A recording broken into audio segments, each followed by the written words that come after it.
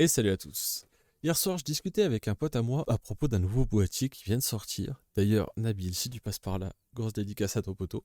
Et du coup, ça m'a donné envie de vous en parler. On va parler aujourd'hui de l'A6700. Donc, c'est le grand frère de l'A6600 de chez Sony qui vient de sortir et qui est franchement plutôt pas mal. Alors, on va déjà parler tout de suite du prix. C'est un boîtier APS-C qui vaut 1 700 €. Il se classe dans les boîtiers moyenne gamme. Ok, donc ça commence à faire des ronds, on n'arrive pas tout à fait dans le haut de gamme, mais on arrive sur des boîtiers très bons. Et il va avoir beaucoup d'avantages, quelques inconvénients forcément à ce prix-là. On n'a pas un Alpha 1, mais par contre on a quand même déjà pas mal de choses qui sont vraiment très cool.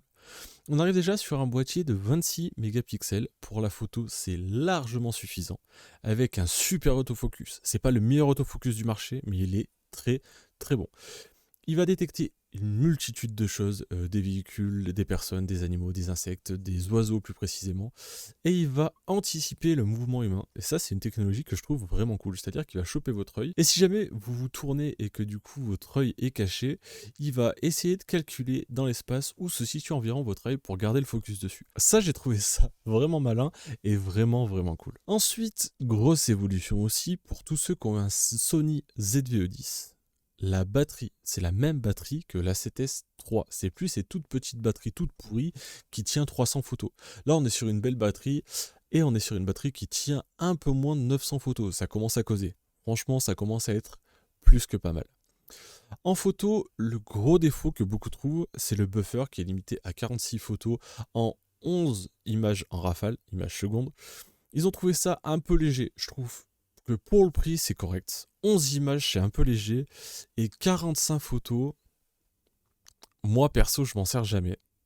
Mais je peux comprendre que dans le sport ou dans l'animalier, ça puisse être un peu limité ou limitant. Après, ça reste un petit boîtier, ça reste un boîtier pas tellement cher, donc il faut aussi par moment faire des concessions, c'est sûr.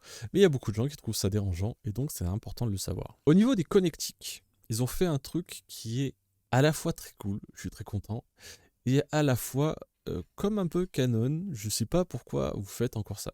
Je vous explique. Il y a un mini jack pour les micros.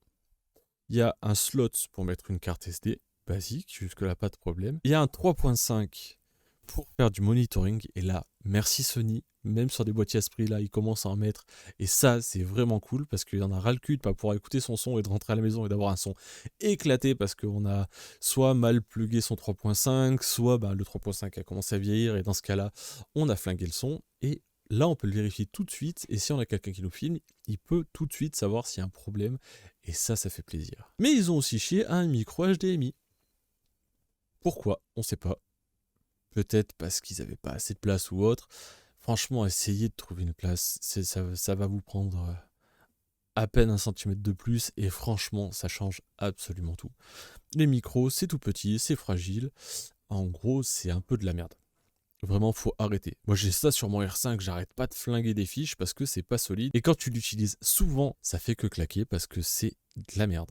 Ça me coûte une fortune en câble et c'est franchement vraiment chiant. Pour la vidéo, alors ça, je vais le mettre dans la vidéo parce que moi, ça m'intéresse plus en vidéo qu'en photo. Mais le capteur est stabilisé sur 5 axes. Ça, c'est stylé. Vraiment, ça change la donne de fou. C'est 1000 fois plus pratique de filmer à main levée qu'avec un capteur non stabilisé, et derrière, on se fait chier en post-production pour avoir une image stable. Là, franchement, si on a un peu le coup de main, ça se fait vraiment bien, et franchement, ça fait plaisir. Ça va aussi vous faire gagner des stops en photo, c'est sûr, mais moi, je le classe dans la vidéo d'office parce que c'est vraiment là où c'est game changer. Ensuite, il peut filmer en 4K, 4 de 2 bits, jusqu'à 120 images par seconde. Mais en 4K 120, il y a quand même un crop de x1,56. C'est énorme. Je crois que c'est à peu près le même que l'EOS R à l'époque. Franchement, c'est énorme et ça, c'est vraiment relou. Après, si vous voulez faire de l'animalier ou si vous voulez faire des vidéos d'un peu loin, ça peut avoir son utilité. Moi, perso, pour l'utilité que j'en ai, je trouve ça vraiment relou. Mais bon, à un moment donné, à ce prix-là, faut aussi faire des concessions. J'avais gueulé sur l'A7 IV parce qu'il avait ce même genre de problème, mais l'A7 IV est beaucoup plus proche des 3000 € que des 2000, et dans ce cas-là, ça mérite de gueuler.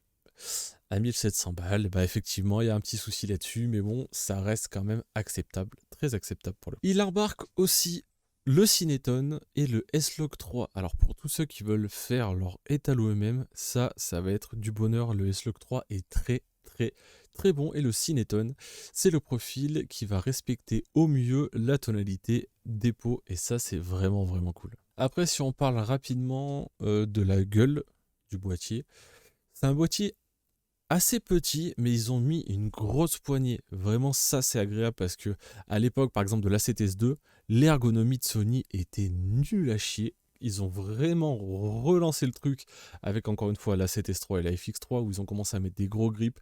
Et pour les gens comme moi qui ont des grosses mains, c'est un plaisir. C'est vraiment un plaisir d'avoir une poignée, une belle poignée où on a bien le boîtier en main et on n'est pas obligé de l'avoir seulement sur le bout des doigts. Ça tue les mains toute une journée. Et franchement, c'est pas agréable. Là, ils ont mis a priori une belle poignée qui tient plutôt bien en main et ça, c'est cool. Un autre problème qu'on va rencontrer, alors je parle justement de l'extérieur, c'est de l'esthétique, mais pas que. Moi, déjà, l'œilleton décentré complètement sur la gauche, je trouve ça moche. Je trouve ça bizarre. Du coup, on est un peu décentré quand on a le boîtier. On n'a pas le boîtier vraiment au milieu du visage et vraiment au milieu du corps pour bien le porter de manière symétrique et du coup de moins forcer. Alors ça, c'est quand on a des grosses optiques et qu'on les utilise à longueur de journée et qu'on les porte à l'œil. Genre moi, quand je vais faire de la photo avec le 150-600, franchement, si je l'avais un peu déporté, je pense qu'il y aurait moyen que je me tape des courbatures de l'espace à droite. Bref, après, sur un petit boîtier comme ça, c'est peut-être un peu différent. Mais surtout, je trouve que l'œilleton est ridiculement petit. Il y a déjà beaucoup de gens qui s'en plaignent et ça, je trouve ça un peu dommage. Un autre problème qui a été relevé, c'est qu'il n'y a pas de joystick pour sélectionner les collimateurs. Ça, c'est un peu dommage que ça soit des clics, mais bon, encore une fois, c'est un détail qu'on va avoir sur le haut de gamme, entre guillemets. Je trouve ça quand même dommage parce que ça coûte pas spécialement cher et franchement, c'est quand même confort de l'avoir et c'est plutôt agréable. Voilà, rapidement, c'est un petit boîtier qui vaut des ronds, c'est sûr, mais qui reste entre guillemets abordable, avec tout ce qu'il faut pour se rapprocher d'une qualité très professionnelle, très bonne. Il y a des choses, moi, dans mon métier qui me gênent. Je sais que si j'étais juste créateur de contenu et que je faisais pas de la vidéo publicitaire pour des entreprises ou des choses comme ça, je pense que je pourrais très largement partir sur ce boîtier. Il est cool, il est petit, compact, ça aussi c'est quand même assez confort. Il a une belle ergonomie, il a une carte SD et pas une CF Express, donc mine de rien on fait un peu d'économie aussi là-dessus. On pourrait se dire qu'en 422 10 bits, en 120 images sur du 4K, ils auraient pu passer sur du CF Express type B, ils sont restés sur du SD. Ça, franchement, c'est pas forcément une mauvaise idée, et du coup, on fait encore quelques économies au niveau des cartes, parce que là où une SanDisk, j'en sais rien, on va en avoir pour une trentaine d'euros, on arrive facilement à en avoir pour 100 ou 200 balles pour une CF Express. Donc ça, c'est quand même plutôt cool. Voilà, malheureusement, j'ai pas eu le boîtier dans les mains, donc je pourrais pas aller plus loin dans l'analyse. Je m'en suis juste fié à ce que j'ai pu en voir d'autres créateurs de contenu. Je me suis aussi basé aux fiches techniques que j'ai pu lire. Franchement, c'est un bon petit boîtier. Si vous êtes chez Sony et que vous avez un parc Sony, en termes d'optique, franchement, ça peut valoir le coup. Voilà, j'espère que j'aurai l'occasion d'y mettre la main dessus pour le tester. J'espère que cette courte review vous a plu. Et moi, je vous dis à la prochaine. Ciao.